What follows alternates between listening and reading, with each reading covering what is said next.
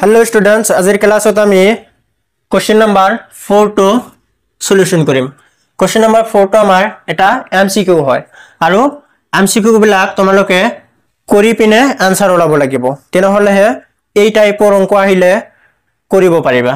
So ইয়াতে answer বিলাক মুখস্থ কৰিলে নহব, মুখস্থ কৰিলে যদি এই টাইপৰ অংক বেলেগ এটা দি দিয়ে তেনহলে কৰিব নোৱাৰিবা। গতিকে অংকটোৰ आन्सर আহে কেনেকে তোমাক জানিব লাগিব।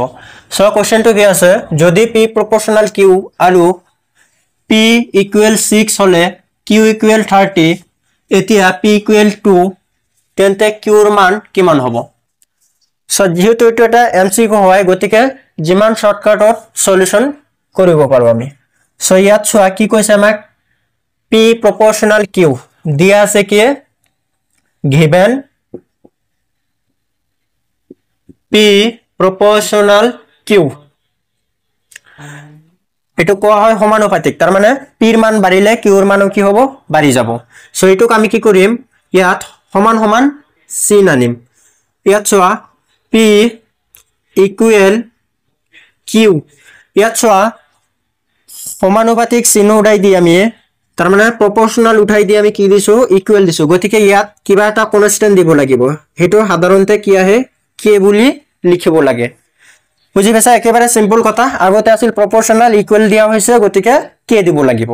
এতিয়া কি কৰিব লাগিব এই p ৰ মান আৰু q ৰ মানটো বহাই দিয়া। p ৰ মান কিমান আছে আমাৰ p ৰ মান আছে 6, k ৰ মান নাই, q ৰ মান কিমান আছে আমাৰ 30। এতিয়া k ৰ মানটো ওলাই দিয়া ইয়াৰ পৰা। ইয়াত চোৱা 6/30 লিখা যাব। 30 তো যেহেতু পূৰণ আছিল গতিকে এই পিনে আহি কি হ'ব হৰণ, পূৰণ থাকিলে হৰণ হয়, এটো মনত ৰাখিবা। ইকুৱেল k, k তো থাকি যাব 13 তো যেহেতু তলত আহিল। এটো চোৱা কটাকটি যাব 6 এৰ 1 গুণ 6, 6 এৰ 5 গুণ 30, গতিকে 1/5 ইকুৱেল কি হ'ব k। এটো কি পালো আমি k এৰ মান পালো হল। আকৌ p ইকুৱেল 2 তেন্তে q ৰ মান কি হ'ব, k এৰ মানটো কি পালো আমি 1/5, এটো মনত ৰাখিবা। k এর মান কি পাইছো আমি 1/5। কটাকটিটো বুজি পাইছা। আকৌ এই পিনে কৰি দিছো এগেইন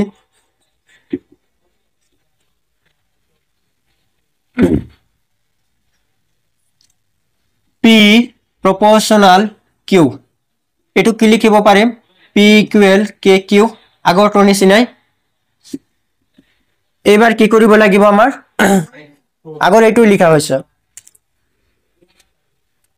p ৰ মানটো এবাৰ কি ধৰিব কৈছে আমাক, p ৰ মানটো এবাৰ ধৰিব কৈছে আমাক 2 ইকুৱেল k ৰ মানটো আমি কিমান পাইছিলো, k ৰ মান আমি 1/5 পাইছো, গতিকে k ৰ ঠাইত আমি 1/5 বহাই দিম।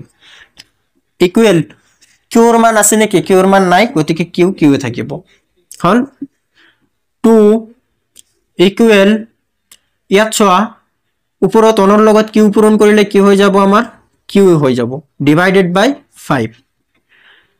এটো বজ্ৰ পূৰণ কৰি দিয়া, বজ্ৰ পূৰণ কৰিলে কি হ'ব ইয়াৰ তলত আছে 1, 1 ৰ লগত q পূৰণ কৰিলে কি হ'ব q এ হ'ব হল। 2 ৰ লগত 5 পূৰণ কৰিলে কি হ'ব আমাৰ 10 হ'ব। গতিকে q ৰ মান কি পালো আমি, q ৰ মান পালো আমি কি 10। আমাক q ৰ মান কিমান বুলি সুধিছে গতিকে q ৰ মান কি হ'ব 10। তেনহলে অপচন কোনটো হ'ব, সি নাম্বার অপচন রাইট হ'ব। সো এই টাইপৰ অংক আহিলে তোমাক এনেকে কৰিব লাগিব। আশা কৰো এই ধৰণৰ বেলেগ অংক দিলেও তোমালোকে কৰিব পাৰিবা।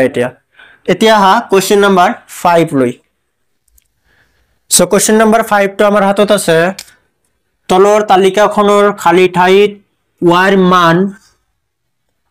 ৰ মান কি হ'ব আমাক লাগে।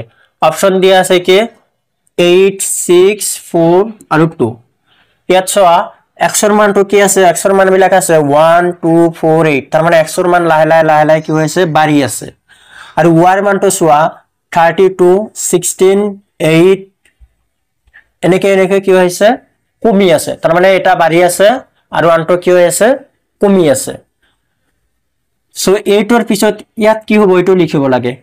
সো তাৰ কাৰণে তোমালোকে কি কৰিবা এই যেটো 8 আছে 8 ৰ দ্বাৰা 32 ভাগ কৰি দিবা। 8 32 ৰ ভিতৰত কিমান বাৰ ভাগ যাব 8 ৰ 4 গুণ 32, গতিকে ইয়াত 4 হ'ব। গতিকে y ৰ মানটো কি হ'ব গৈ 4 হ'ব হল।